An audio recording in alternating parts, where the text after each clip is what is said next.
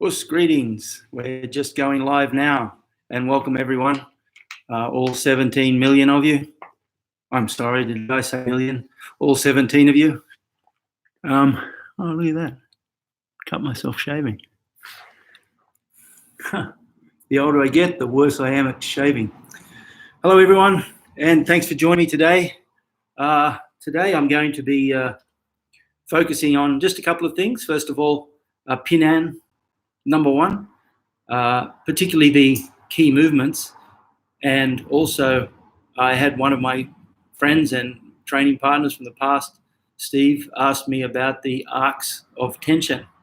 The arcs of tension is a concept we use in training, we have been using for many years, which is really, really helpful when it comes to coordinating the body and optimizing the power in the body. Now, don't forget, power really isn't a somatic. What's a somatic? Well, a somatic is a physical property. Okay, so that's speed,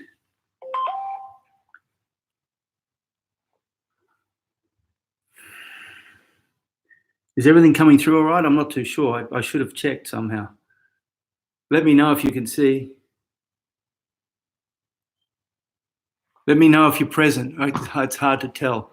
I'm pretty new at this sort of thing, so I only know if the chat is live. Excuse me while I play around here and see what's going on.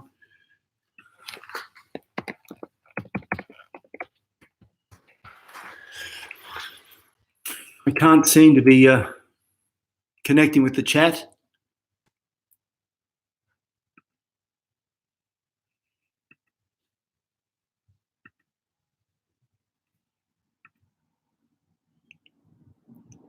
I'm not too sure how I can be certain that you're present. If you are present, maybe give us a bit of a. Okay, yeah, good. We have 11 people present. Great. Not quite the 17 million I was dreaming of, but anyway, that's great. Guys, look, today we're focusing on Pinan One and a couple of the key movements and also the arcs of tension. Now, as I was saying, the arcs of tension basically optimizes power in the body. The body is made up of somatics. Well, a somatic, if you're not too sure of the word, simply means a physical property. So that we have 4 primary somatics. We have speed, strength, cardiovascular endurance, and flexibility. In karate, I add a 5th one. I call that sturdiness, or the ability to take punishment under pressure in a strong situation, tournaments and so on. It's no good of having all the good techniques and the flexibility and speed, but if you can't take a good shot, you're in big, big trouble. Okay, so I use a different acronym. I use an acronym called BRATS, B-R-A-T-S.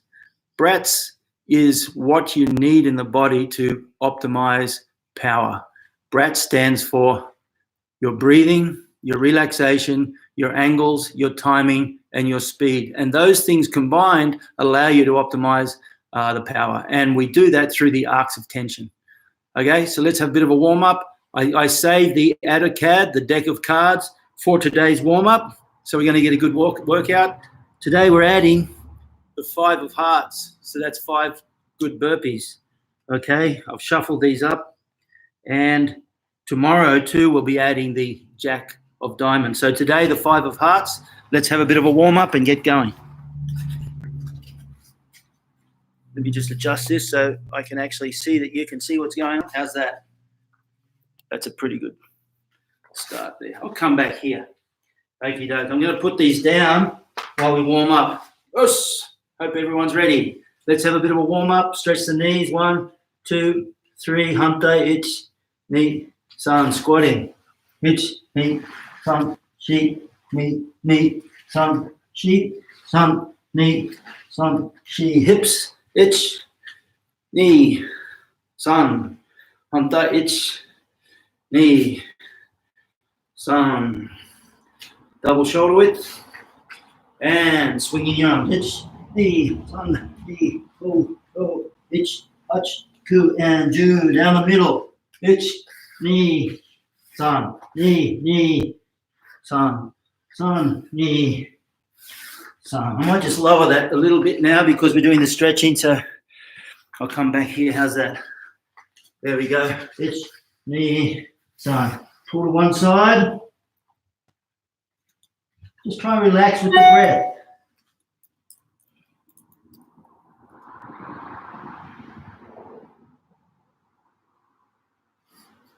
And the other side.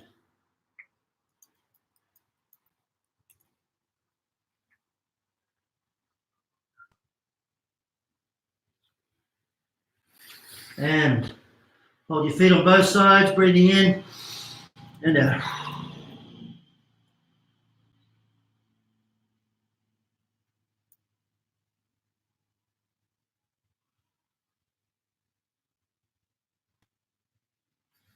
Nice. And then the right leg. Ich, ni, san, chi, oh, no, ich, hut. And around. Push the hip forward. Work the hip flexors. Ich, ni, san, chi. Never lean here. If you want to use the leg, push against the leg so you get a nice hip flexor stretch.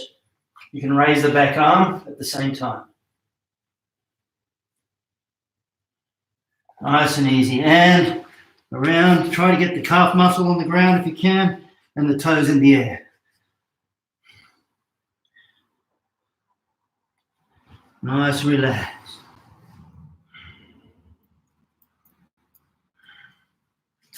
Other side. It's feet, up, feet, forward.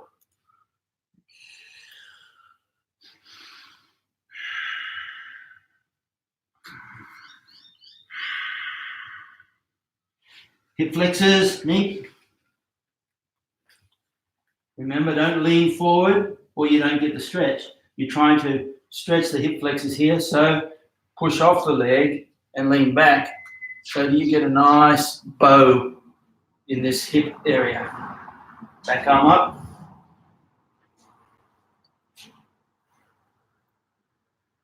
And around.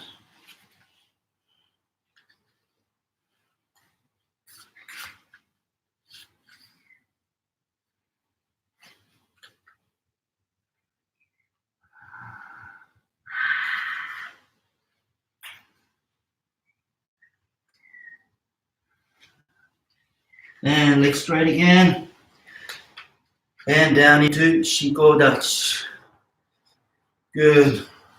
Thumbs forward, hands back, fingers back, and press one shoulder forward. And the other shoulder forward.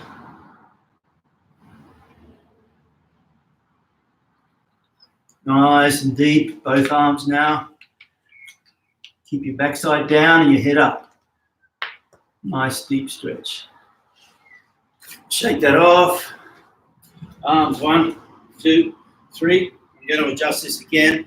I'm also just going to check, see if I can get on the live stream because it's... I'm not too sure about the live stream. I mean the chat, I'm afraid. Can't seem to work it out. But anyway, I'm going to keep going. Okie doke.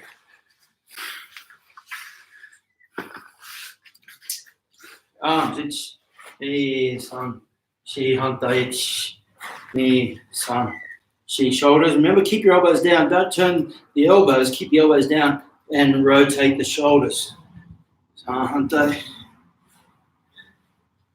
Good. Neck forward and back. Ich, ni, san, shi. Go. Go. Looking. Ich, ni, san, shi. Go. Go. Ground. Ich. Ni, hantai, ich. Ni. It's really important to look after your neck. One thing I've found over the years as I've continued with my training is probably the most debilitating injuries you can get are neck injuries. Neck injuries from being kicked, from being choked, cross-faced, even just neck cranked. They all really, really seem to have an ongoing effect. So look after your neck. keep it strong. Remember, your ability to take a good shot has a lot to do with your ability of the neck, okay? And also when you grapple, being able to move and bridge and keep your neck strong is very, very important as well. Okay, let's move on to the deck of cards. Let's go. Okie doke. So I'm going to put this down a little so that you can see I'm not cheating when I do the push-ups. Even if I am cheating, just pretend I'm not. Okay, deck of cards. Let's go. First card, Queen of Clubs. That's 12 squats. 1, 2, 3, 4, 5, 6, 7, 8, 9, 10, 11, 12. Good. None here, dude. King, diamonds. Sit-ups. 13. 1, 2, 3, 4, 5, 6, 7, 8, 9, 10, 11, 12, 13. I like it when the big ones come out first. 5 hearts. That's today's card. 5 burpees. 1, 2, 3, 4, 5. Good one. Joker. A little bit of shadow sparring. Nice and easy, moving around. What are you working on today? What are you working on this week? What are you working on for the next couple of weeks? Nice relaxed shoulders. 1. Remember the numbers. 1, 2. 1, 2, 3. 2. Rotate. Work your footwork. Block. Don't forget your defense when you do your shadow spar.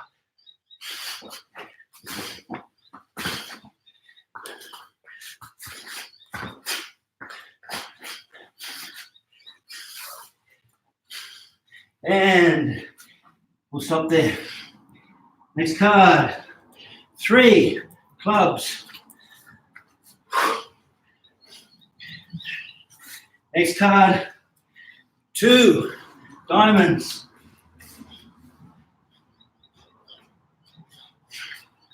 Next card. Whoa, king. Spades. It's the 13 push-ups.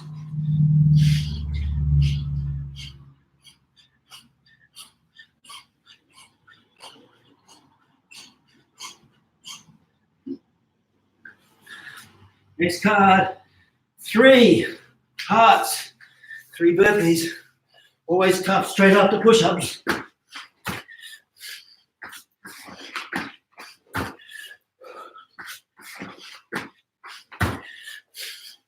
Three diamonds, 3 sit-ups. 1, 2, 3. 4 hearts. Whoa. 4 burpees.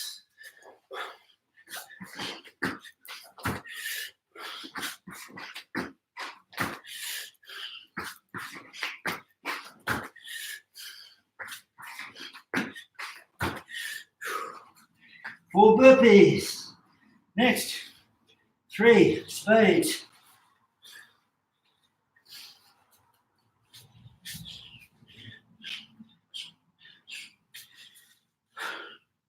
Woo.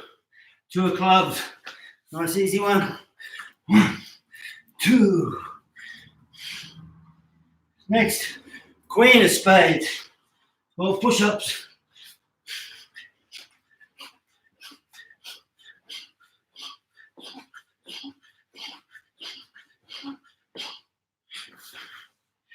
Beautiful. 2 of spades. More push-ups back to back. 2 of hearts.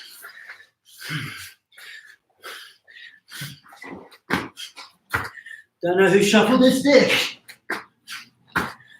Oh, it was me, that's right. Jack of spades. 11 push-ups.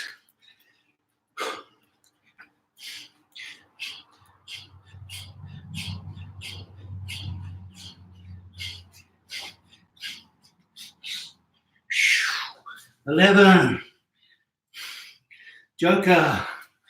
Nice chance to get your breath back.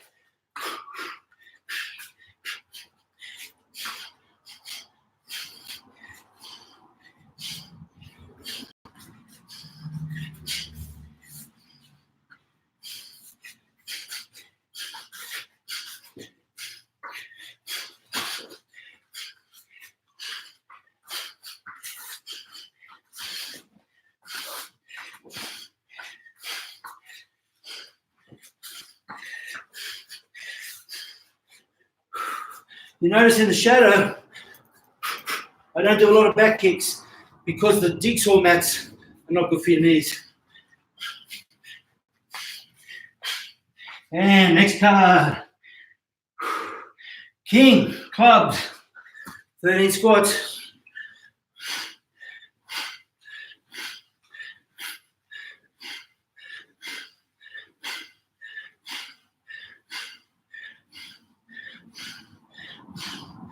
And next card, Queen, diamonds.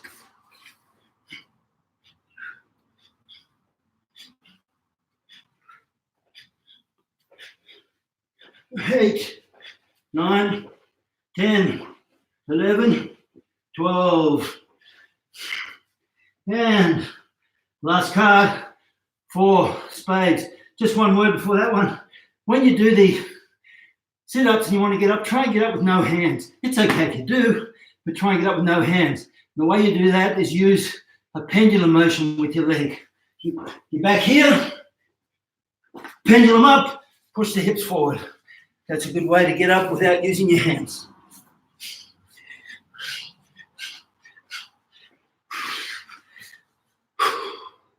And there you have it. That's today's deck of cards.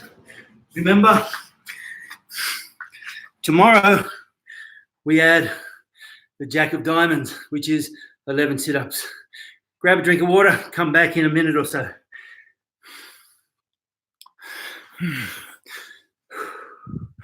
I'm going to try and, unfortunately, for some reason, the live chat is not working for me.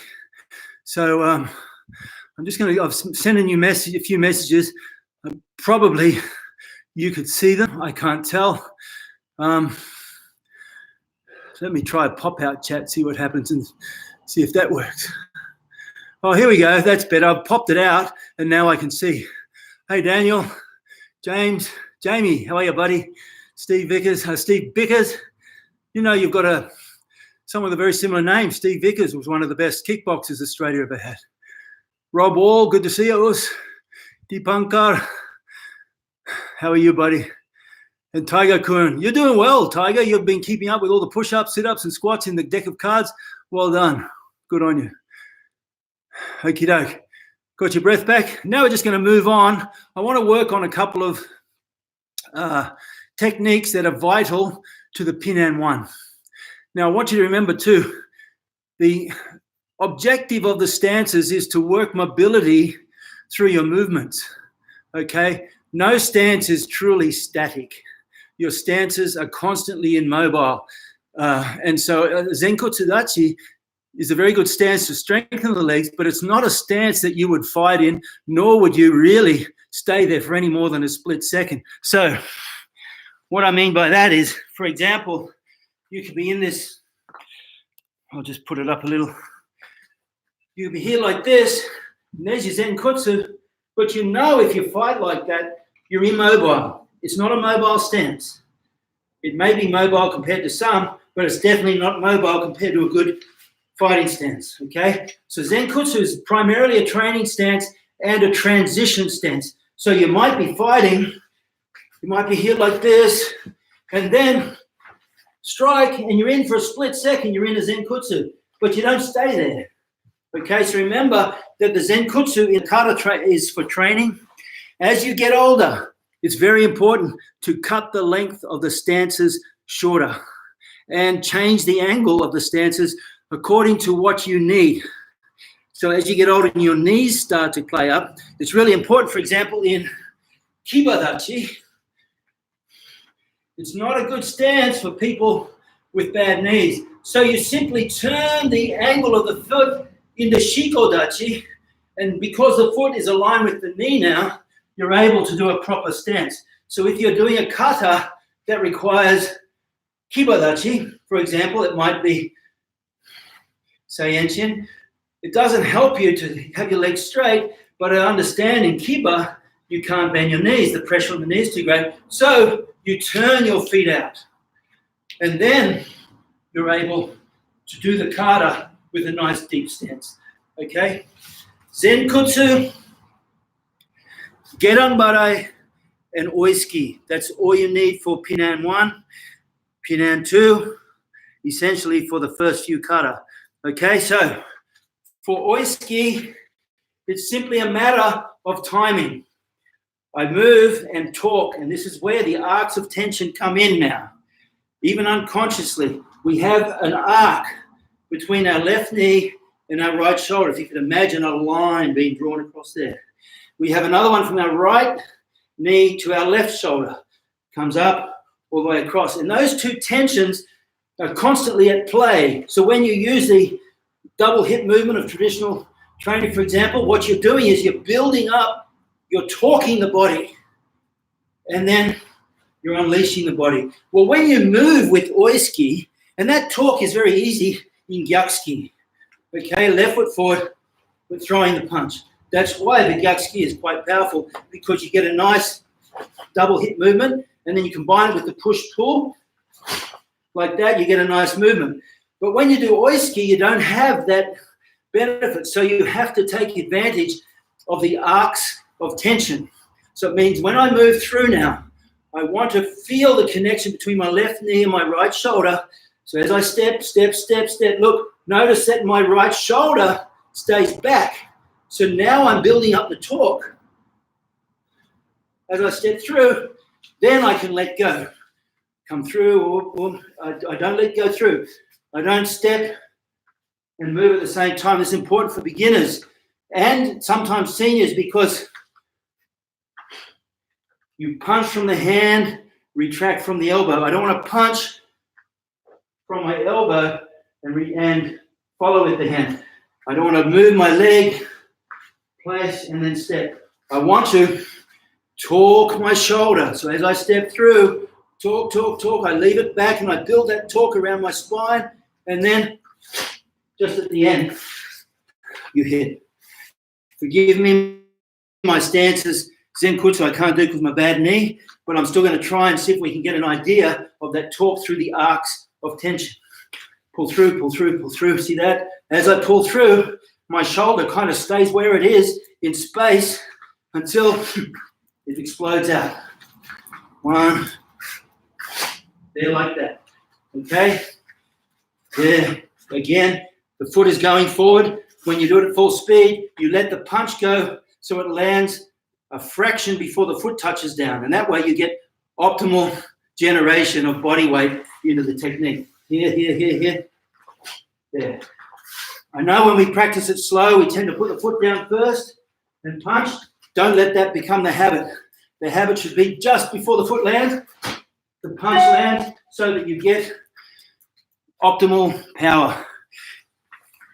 I'm really conscious of how my technique has been compromised because of my bad knee. So please forgive me. Now, I'm going to keep going. I was just checking the messages there. Now, it's really important to have this concept of the arcs of tension between opposite shoulder and knee in everything you do. So when you throw a right cross, for example, you're actually using the power of this knee to generate power into the right shoulder. When you throw a left rip, it's really obvious in the left rip because you drop the weight down, and I'm using the power from the back knee to the top shoulder. So you get that nice drive through the hips, through the core to get maximal power. Remember last week we were talking about the circle. That big circle, we imagine a circle here so that when we hit, we pull the punch off this shoulder. And that takes into account another arc of tension, the arc of tension between the back shoulder and the front leg. So you push off the front knee through the back. I treat it like you're starting a an outboard engine on a dinghy, like that. So when you throw the punch, you get that double motion. See that? Of course, when you're actually fighting, that hand is there and it stays strong. But by using the arm to start with, you build an awareness of the arc of tension from shoulder to elbow to knee and from shoulder to knee. Okay, there. So for Taikyoku number 1 or Pinan number 1, we start off with Gedan Bare. Now, Sosei taught 3 different types of Gedan Bare. The first one he taught was elbows together, the arm comes across and down. The next one he taught was a reaping Gedan, which is very good for blocking front kicks and so on.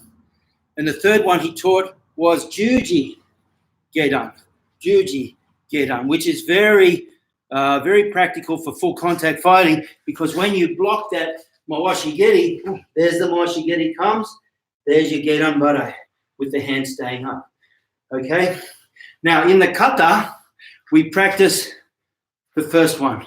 Why? Because that one is the one which most lends itself to realistic, if you like, self-defense situations. They may grab your arm. If they have my wrist, if you can imagine, and I try to block without turning my body, I can't generate the power. That's why when we block, we come across the body. This hand moves across the body. Well, if you imagine they've got your wrist moving across the body, then the push-pull, down. 1. Now, as you can see, if you look at my body shape, you can't see my back elbow because I need to withdraw that back elbow with a strong pulling motion. If you can see my back elbow, it's impossible to get the same degree of push-pull power. So it's really important that, remember, if you try to pull a lawnmower cable or an outboard engine cable with the elbow up like this, it wouldn't work. What you do is you pull your whole body. Well, it's the same thing when I do my hikite, my retracting hand. I pull it back, up, pull it back, down like that, you see? So let's practice that before we do the kata. From there, left hand out. Now remember, elbows must touch. 1, 2, this is where the elbows touch. 3, look what happens if the elbows don't touch. 1, I don't get a full retraction. 2, there's a big hole here where the technique comes through, whether it's a kick or a punch. And if I don't see the punch coming, which 9 times out of 10 you may not, if you at least get your elbows together like that, you'll cover the whole center line down the body. But if I don't bring my elbows together, the center line isn't covered. So cover the elbows. Across the body, down. Cross, down. So we pause with our elbows touching. 1 and down. Notice the back hand now becomes a blocking hand. That turns forward, down. Watch my head. Notice I don't turn my head and look out of the corner of my eye. That falsifies your vision. Your vision means good posture. You have to have what I call a dominant head position where your eyes are square. So even as you do the technique, even though my body is turning around, my head essentially stays unmoving. Okay, ready. Slowly itch. Meet. Sun. Shi. Okay, nice relax, nice and fast. What's your objective in fast time? Your objective is to finish before you hear the count. As soon as you hear the count, that means the technique is already finished. Ready. Itch. Meet. Fist closed. Sun. Shi. Go. Go. Pitch. Punch. Go. Do. Good. We'll wind it there. Okay. Now back to Pinan number 1. Okay. We started this position, and forgive me, I'm going to shorten my stances because it's the only way I can realistically do it properly. Pinan number 1. We're going to our left first. Ready. Itch. Notice I pull my arm back. So from the front, you shouldn't be able to see my arm. Sorsai was so adamant about the importance of hiding that back elbow. It's really, really important. Okay. Someone's asked if we can elaborate on NK Gyakski. We did spend a bit of time on NK Gyakski in the last session. Did we? No. A couple of weeks ago, before the virus shut down, I did a big long shoot at the dojo with my friend and student Ben Ajamian, and we spent a few hours videoing. And one of the things we did was work on NK Gyakski, Mawashi Uke, and Shuto Mawashi Uke. Okay? I'll bring that video out. Today, let me just, if we have time at the end, I'll get on to it. But for now, let me just stick to the Pinan One. Okay, so again, we want to feel that arc of tension, that torque. If I do it towards the camera, you see that when I do it, you can't see my back arm. If you can see my back arm, it means I haven't got any torque through the body. I've simply used the power of my arm. But by turning the body, I get the arc of tension between my shoulder and knee, and I pull that arm back, so a strong push-pull movement, this sort of movement here. Okay, so we try that for the first movement. Do it. It's nice and strong. Okay, now if you're over 50 or you have a bad knee, I want you to bring your leg in a little bit. Now we're going to torque again, so as the leg goes forward, the arm stays back. See? On the turn, double shoulder width, through. Now look, this is a perfect time to set up the torque because I'm turning. So as I turn, I use the power of my shoulder and hip to turn, and I make sure that this retracting hand is really strong. Okay, then I'm going to withdraw and strike. Unfortunately today, it's a bit hard to work on bunkai because I don't have a partner. Because of the shutdown, all my partners are in quarantine. Self-discipline is very important. We're all staying at home, and the only people we're allowing in the dojo to work with partners are people who have brothers and sisters at home so they can work together. So a shout out to some of the lads, Ran and Shin, James and Maddie, Janosch and Nina. I hope you're watching. You guys don't know how lucky you are to have a partner. Okay, so put aside the sibling rivalry and come back in 3 months and smash everyone because you've had a partner and we haven't. Okay, so bunkai, I really need a partner, but the bunkai for this application essentially is, if you can imagine, I've blocked a kick and suddenly he puts the kick down and punches towards me. So I block the kick and I'm bringing my arms up in this sort of fashion. Remember, if you can connect your hands together, we call this the kunku movement. If you can connect your hands together, you create a wall which is very hard to penetrate. So I come down and my hands are kind of connected. In the kata, it's like this. You see that? The hands come together and around. The important thing about this tetsui movement is that it comes up above the face, because that way, if a punch comes anywhere from the body to the head and I connect properly, I'll pick the technique up. And then I can strike back. Okay? That's a tetsui strike. We do it in the kata. The wrist is bent. Why do we bend the wrist? No real reason, because if you've ever done tetsui, you'll know that essentially you want to keep that wrist integrated so the bending of the wrist doesn't happen. The main reason that I believe you bend the wrist is this movement here is an outside block. This tells us that you know it's a strike. So sometimes when you do kata in gradients and so on, we have to know that you know what you're doing. So it's important that you bend that wrist to demonstrate that you're telling us it's a strike. The power of the strike is no better here than here. And in fact, I would go so much as to say, in a real situation, you keep that wrist integrated like a strong fist. But for the kata, you bend. Okay? So here we are. 1. Torque between the bottom, front knee, back shoulder, build up that torque. Knee. And notice my hand. Watch this hand. So many little things to be aware of. I'll try to get through them, but if I forget, let me know. 1. Watch this hand now. It doesn't move. As I go forward, it stays there. In some styles, or even in some Kyokushin groups, they lift the hand. 1, put the hand up there. 2, that's perfectly fine. And I have an excellent understanding of why they do it in terms of a bunkai application. Both of them make perfect sense. In our dojo, we practice both because they're both valid. Okay, so 1, 2, 3, talk back. Put my foot down. I'm in kokutsu with my heel up. 4. Again there too, notice this hand doesn't do anything. It stays exactly where it is. Well, I'm sorry, for the duration of the punch. Some styles, they'll turn the hand out as they punch. Again, that's 100% acceptable if you understand the application. If you just let your hand float out because you don't know what you're doing, that's not right. The best thing is to have a clear explanation. So if someone says, that's interesting, why do you do that?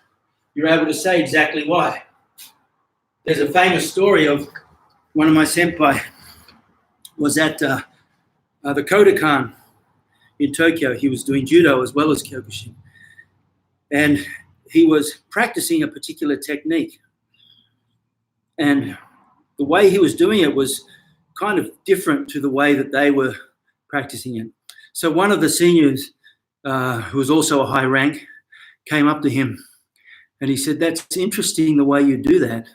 Why do you do it like that? And my senpai said, well, that's the way I was taught. And the guy looked at him surprised and said, oh, I thought you were a lot smarter than that.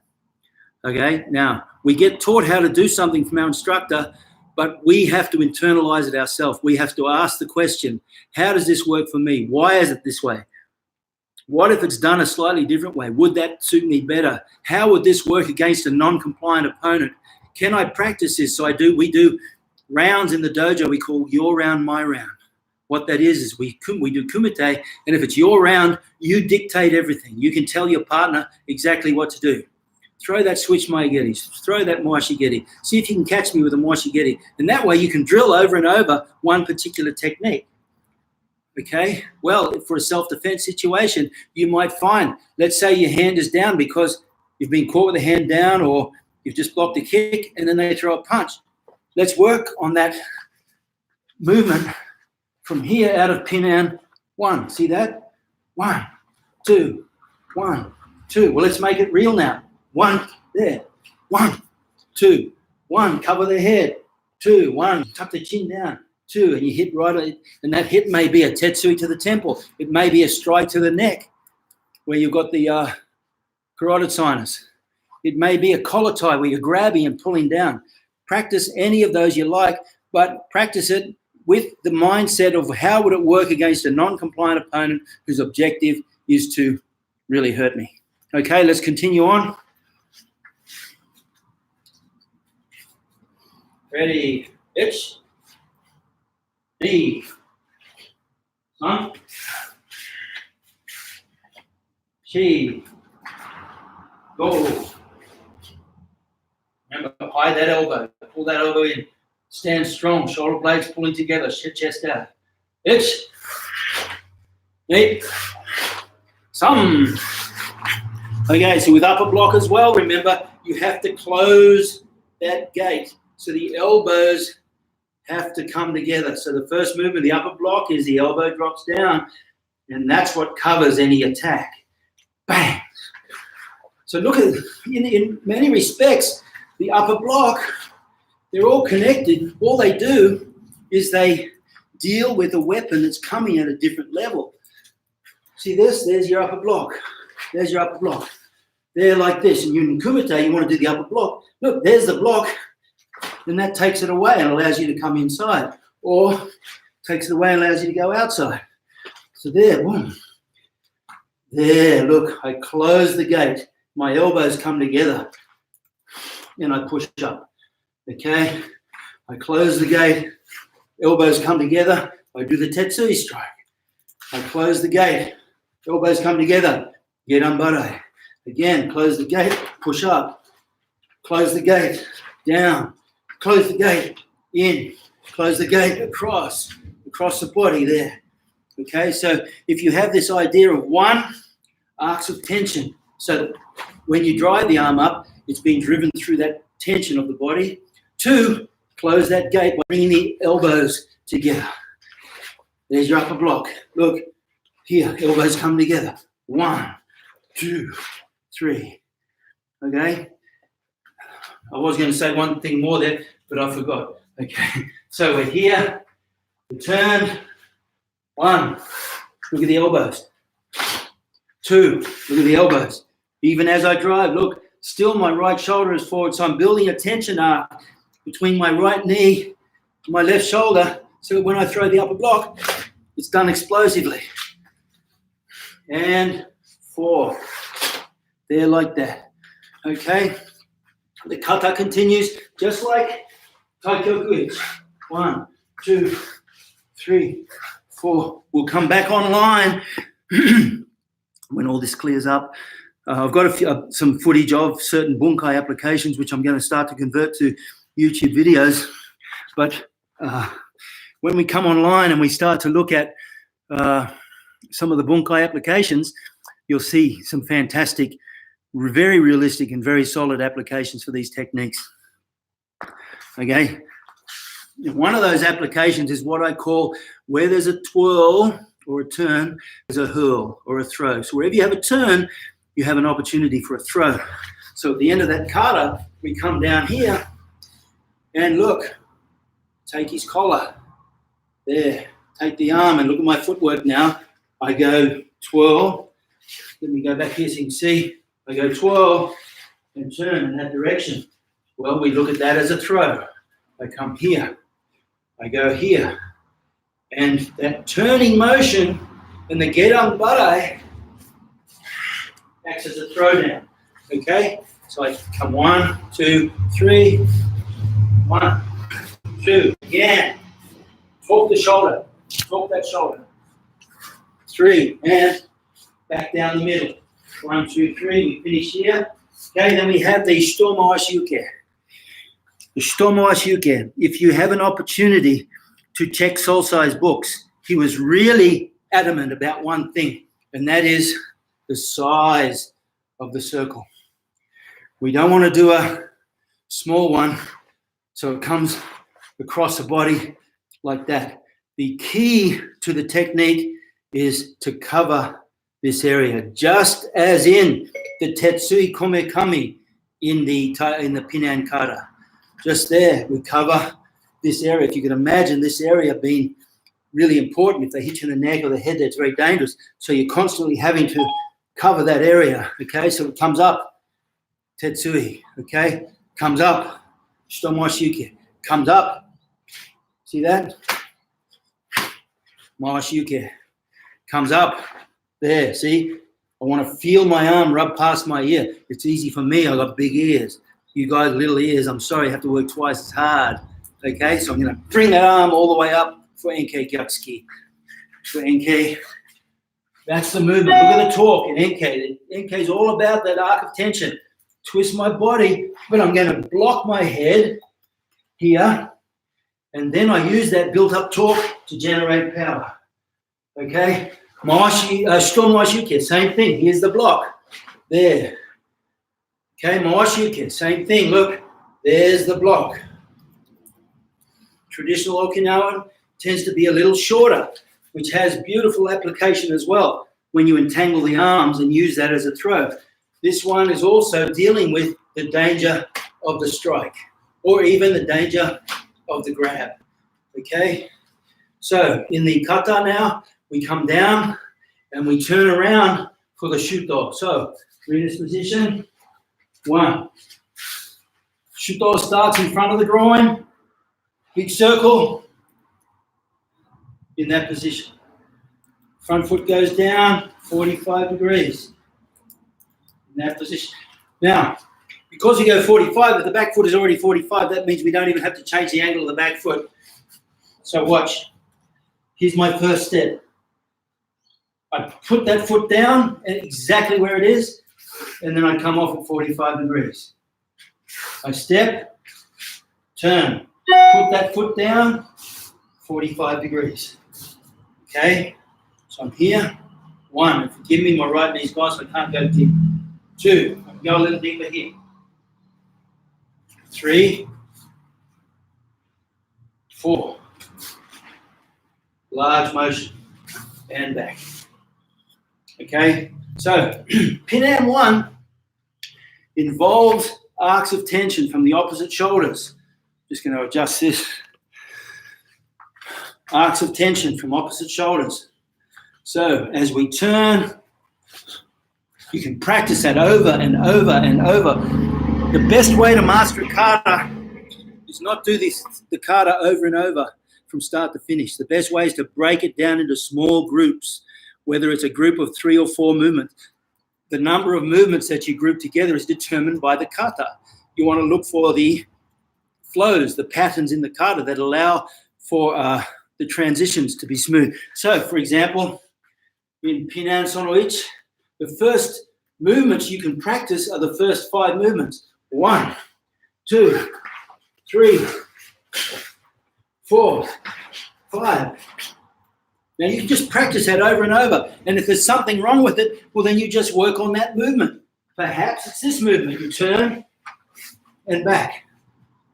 Maybe it's been a little bit stilted. Okay? So you work on smoothness, flow. Okay? You come in. Get your weight right. Over and over. You ask yourself, what am I doing wrong? What can I do to make my kata improve? And if that means one technique out of the 20 movements is wrong, that's the one you focus on. You find that one technique that is causing your kata to suffer, and you focus on that over and over. The best way to start a kata and learn it is to just rep a group of movements. So let's rep the first 5 movements for now. Okay, so let's start here. Ready? Ich, ni, sam, she, go. Again, you whip. Ready? Remember, when you look, you always look. You don't have to go, oh, and look all the way there. Just look out the corner of your eye. Ich. Hey,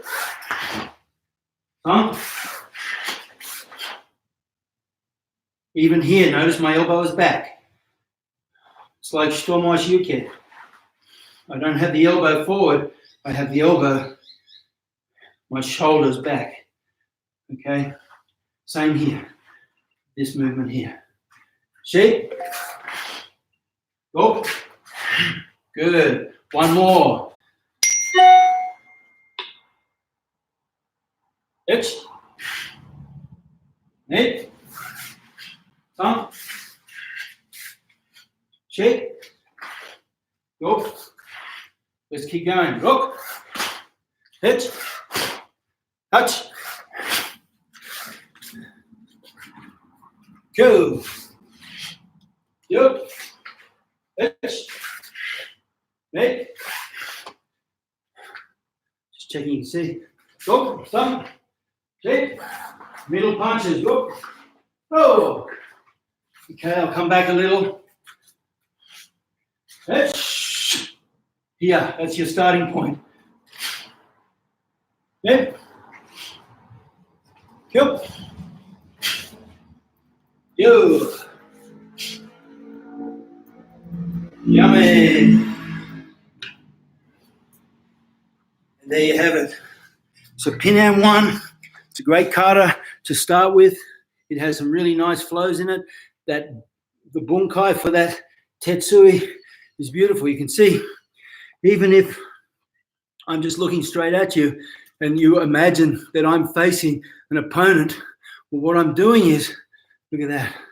I'm bringing that arm up. So as the technique comes, I don't know what it is. It could be a hook, a cross, anything. If I bring my hands together and bring them up over my head, and I can clear and then strike on the neck, or clear and grab the neck for a collar tie, or clear and strike in the temple, or even just concussive slap.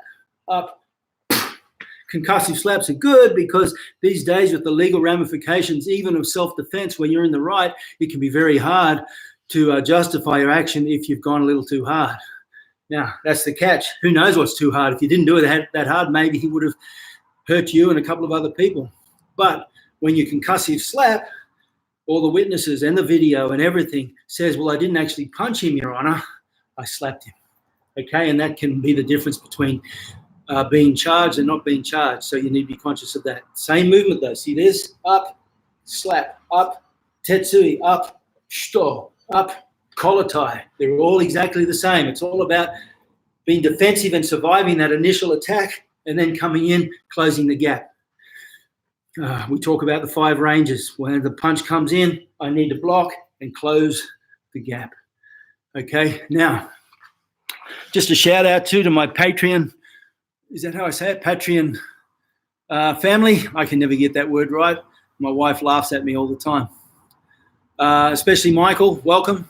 Michael's my newest Patreon family member. He joined just today. Get along, have a look at the Patreon site. The link's on the bottom of my videos. And also go and have a look at Instagram. I have to be honest with you. I'm only learning Instagram just as I'm learning this YouTube. But my daughter is helping me a lot with the Instagram. So shout out to Aya too. Hi, honey. And look, has anyone got any questions? That's nearly an hour now. And I'd love for you to ask any questions. If I can answer them, I will. I love to do these sessions. We did the AutoCAD there, so I hope you joined in with me. And the arcs of tension, as I say, it's a fantastic way of talking and creating optimal power in the body. You'll notice there's one thing I rarely, if ever, say, and that's maximal power. I never want to talk about maximal power because you're not trying to generate maximal power, because maximal power usually is something that you do when you're breaking boards, for example.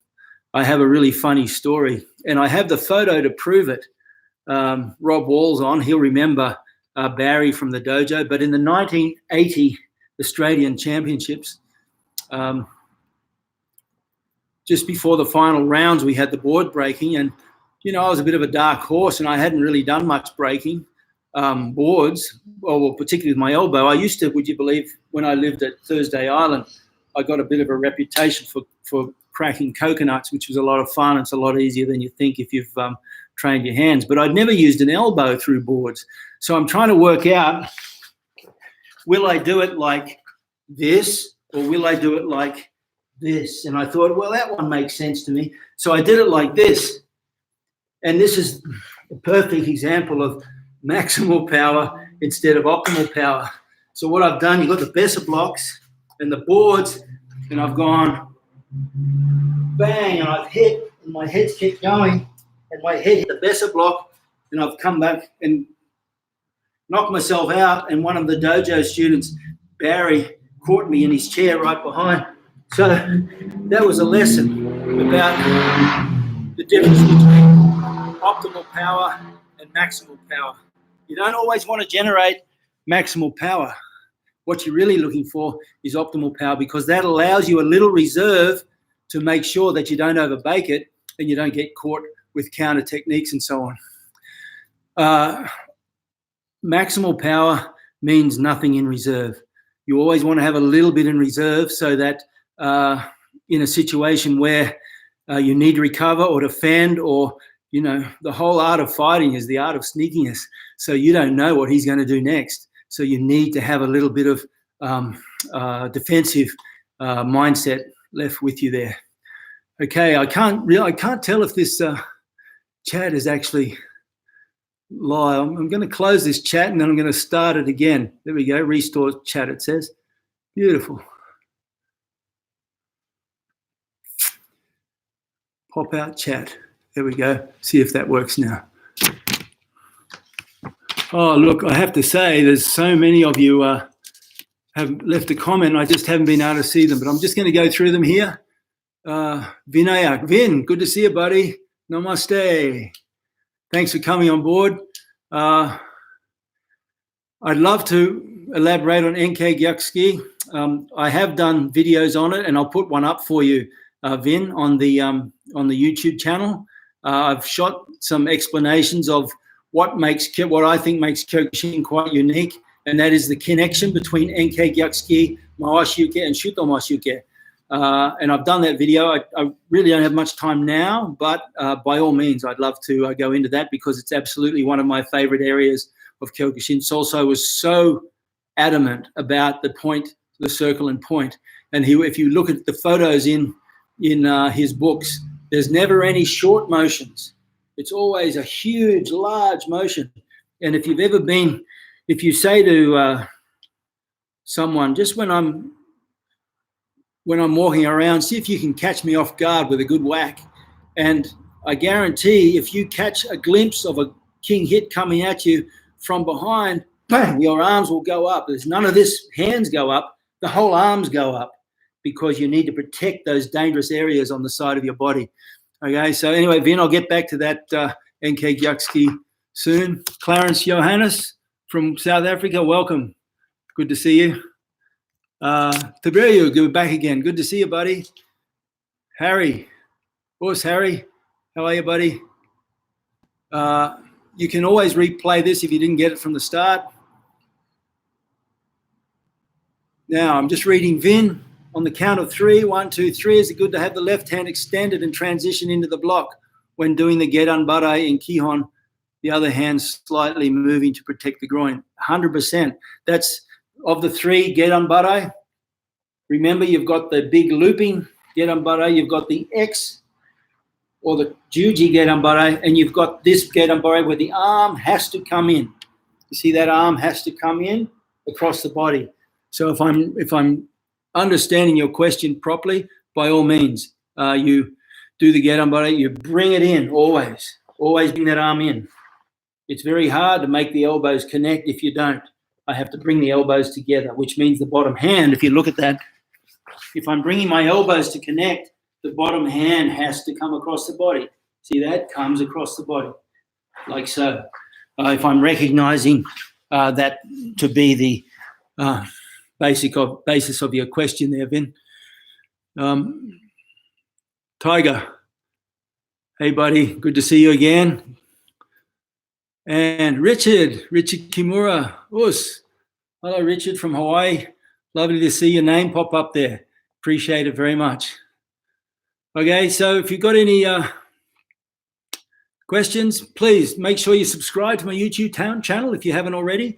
That'd be great because that'll keep you, and hit the notifications bell because that will keep you informed when I've got things coming up. I'll be doing another live session on Wednesday at the same time. So that's 1500 or 3 p.m. Queensland time, which is 0500 Greenwich Mean Time. You can take it off there. I guess that's maybe 9 o'clock or so in Hawaii, is it, Richard?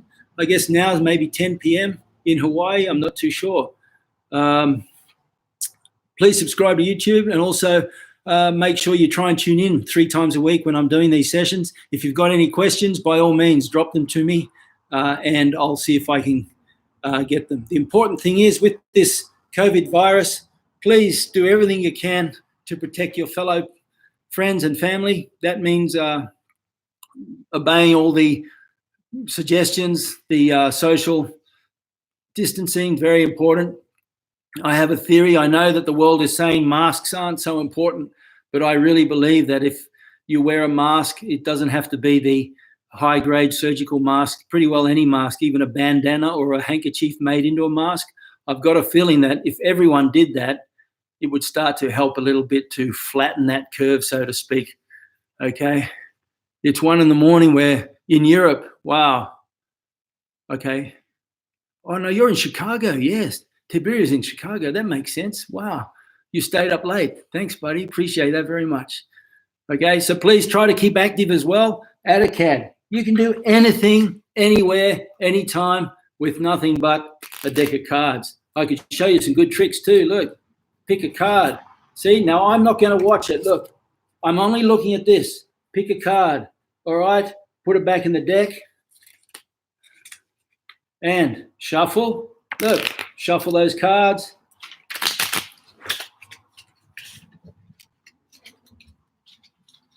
And there's your card. I wanted to be a magician when I was a kid. Didn't work though. Daniel Langworthy, good to see you again, buddy. Appreciate everybody coming along. Don't forget, we'll tune in again on Wednesday at the same time. And if you have any questions, I'd love to answer them. Us, thanks for joining in. Appreciate it very much. Us.